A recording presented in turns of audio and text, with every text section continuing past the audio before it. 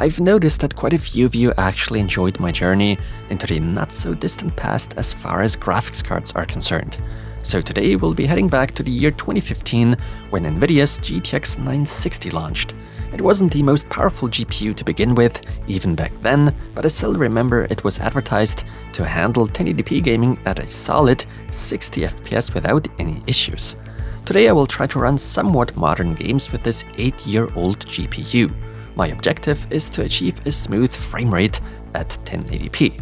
Unfortunately, clearly those 2GB of VRAM my GTX 960 comes equipped with will hinder our options in modern gaming. But will we still witness better results than we've previously seen with the GTX 780 and 770, or is the 960 totally useless these days?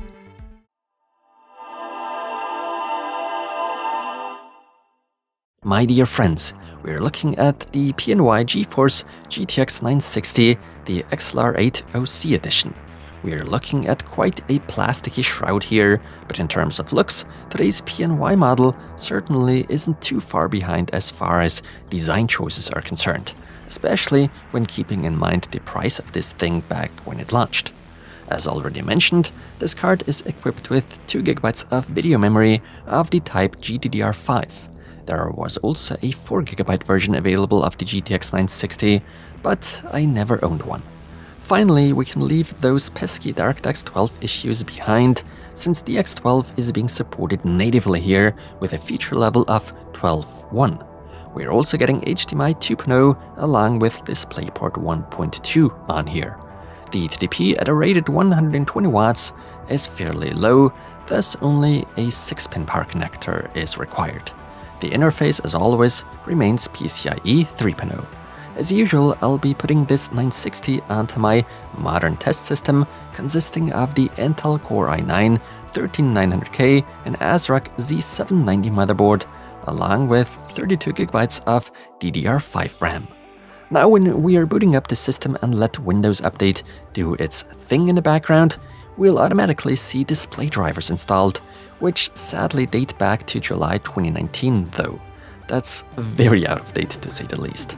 NVIDIA fortunately does actually still offer fairly recent drivers for their 900 series GPUs, and so at the time of this video, we're now dealing with drivers dated April of 2023.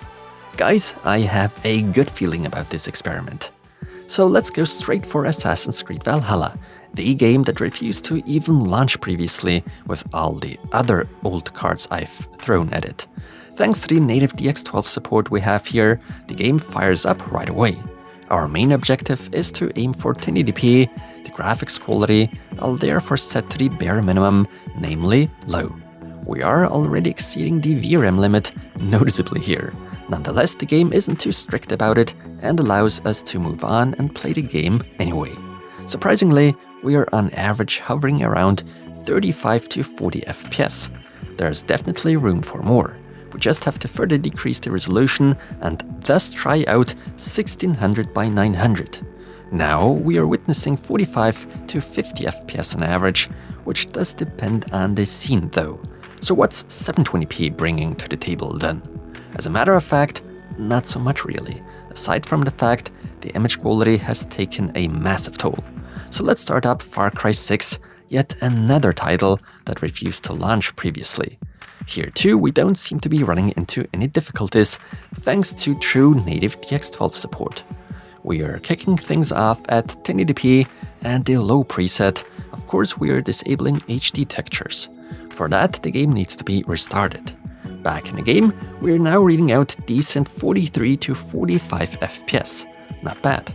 By lowering the resolution down to 1600 by 900, we're on the other hand already getting slightly over 50 frames per second. Last but not least, at 720p, we have to live with pretty bad image sharpness, yet the gameplay at 60 to even 70 FPS is really smooth now. Therefore, the results in the slightly older title, Battlefield 5, certainly should be interesting. Once again, starting off at Full HD, DX12 enabled, and otherwise low settings. I'm measuring about 70 FPS on average, which is a very usable result. So could we possibly make our way up to medium graphics settings and achieve the perfect compromise that way? Well, probably not. We're dealing with roughly 50 to 55 FPS, but those that are okay with it, well, will be okay with it. We are therefore dialing back down to low and increase the resolution up to WQHD 1440p. Now we're looking at slightly over 40 FPS, but needless to say, that's unrealistic since the card even back then was merely targeted at Full HD gaming anyway. Moving on to the next title, Borderlands 3. Resolution at 1080p, graphics quality not at very low, but low. Right off the bat, we witness over 60 FPS on screen. That was a success indeed, I'd say.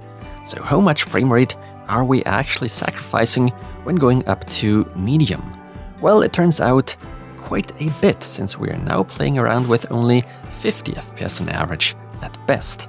Still, I can't help it and just need to know what things are looking like at a resolution of 1440p. I dial back the graphics from medium to low for that. The result certainly is pretty good. Not that it can be considered very usable, but over 40 FPS at WQHD is pretty respectable, all things considered. Luckily, there's still some headroom left, that being very low graphics.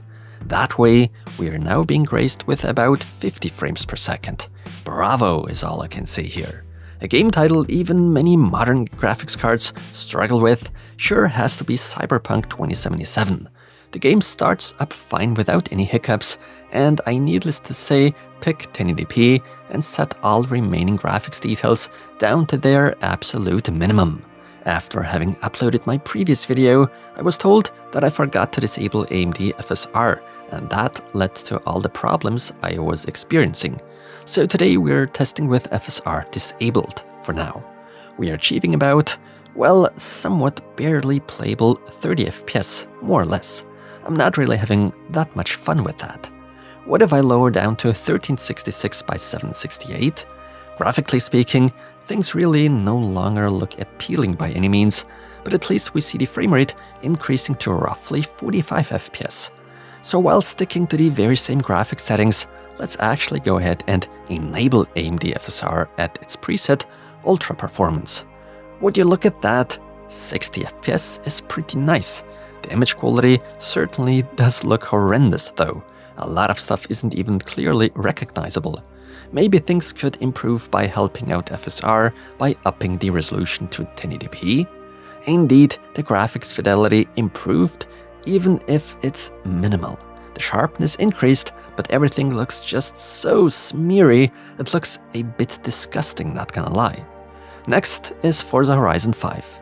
Yet another game that didn't particularly run well with the previous GPUs I've thrown at it. We are starting our race at a resolution of Full HD and otherwise very low settings. 50 FPS on average in a racing game at the end of the day is not the worst result.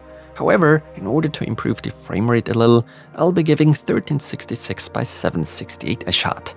This gives me slightly over 60 frames per second. So whether or not this compromise really is worth it depends on your tolerances. Now I can promise you right away, GTA 5 is going to run incredibly well with the GTX 960. Which is why I went ahead and went straight for high graphics settings, to be exact 1080p and high details. Of course, we are already exceeding the VRAM limit, but luckily the game does allow us to ignore it in-game. At those mentioned graphics settings, we are on average reading out easily around 100 FPS. So without the slightest doubt, there's headroom left. We therefore go for maxed out graphics. The game needs to restart in order to apply these. We are now exceeding the VRAM limit even more so. Still 60 FPS on average are a really beautiful, respectable result. And that's despite just having 2 GB of video memory at our disposal. So let's stick with maxed out graphics a little longer, but up the resolution to WQHD. That leads us below the 50 FPS mark in terms of frame rate. When dialing back down to high settings, we are now looking at mid-60s, so roughly 65 FPS, if not even 70 from time to time. But could there even be some headroom for 4K UHD? Let's find out. I'll set everything down to normal, so the GPU even gets a fair and realistic chance. Back in the game, I'm measuring roughly 50 FPS. Not optimal, but not so bad either, when keeping in mind what we're dealing with here. So in order to go for more of a challenge, we'll fire up Red Dead Redemption 2. At full HD and even at the lowest graphic settings, we're totally out of luck here. That's because we're well above the VRAM limit already, and RDR2 simply does not offer the option to ignore any limits. Only once we're down to 1366 by 768, we can move on. The frame rate actually is really decent at a nice stable 60 FPS, even though the image quality leaves a lot to be desired. So I tried tricking the game into allowing me to bypass those mentioned limits by adjusting these settings while inside a loaded save game. There's not a chance I can do anything about the resolution, but the graphics quality can partially be increased. Not everything can be increased within these subsettings that way, but some of it can. The frame rate now drops down to slightly over 40 FPS. The graphics have drastically improved, except for a few textures, that is. The next game title goes by the name of Horizon Zero Dawn. Right away we are being reminded that at least 3 GB of VRAM are required, but luckily we still can try our luck anyway. Kicking things off at 1080p and the graphics preset favor performance/low settings. This leads to slightly over 40 FPS and over time maybe even 45. That's a bit of a suboptimal result for this type of game, which is why I'm giving 1600 by 900 a shot. Now we are reading out 50 to 55 frames per second, and that's a noticeable improvement. If you're hungry for even more frame rate, the only thing left is to dial back down even further to 1366 by 768, with the compromise leaving behind anything that's practically left of the image quality. The reward, on the other hand, are over 60 FPS and maybe even 65. So what's there to expect from Metro Exodus? The resolution remains at full HD for now, the graphics quality at low. Right away I'm being greeted by an overly positive result, more or less 60 FPS. That's what I call a good result, and there's no need for us to adjust the screen resolution whatsoever. So let's fire up Rise of the Tomb Raider then. The resolution being at 1080p, the X12 remains disabled, the graphics preset at medium. Probably about 55 FPS are measurable, which is very usable for this specific game. If you desire even more smoothness, you just set to low and enjoy about 70 FPS. That obviously doesn't pose any issue for the GTX 960. And what about 1440p? Needless to say, we'll go with adjusted graphics lowest. Even here, we are reading out very respectable 60 to 65 FPS on average. Really nice. But now let's move on to the more demanding Shadow of the Tomb Raider. Starting off at full HD, the X12 enabled, as well as the medium graphics preset. This way, we're experiencing about 40 FPS depending on how demanding the scenery is. It is somewhat playable, but reducing to low already improves the situation noticeably with more or less 60 frames per second. So certainly super smooth and playable. So could there be some extra performance left for even WQHD? Of course, we'll be lowering down to lowest for that. And behold, slightly over 40 FPS is not exactly a result one has to be ashamed of. So clearly, I'm not telling you to go out and grab yourselves a GTX 960. Quite the contrary.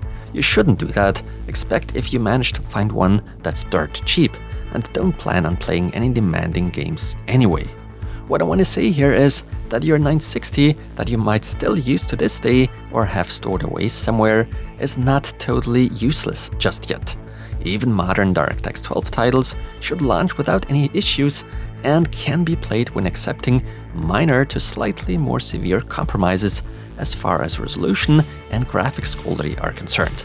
Things will become more challenging with the most recent games out there that require 6 or even 8 GB of VRAM.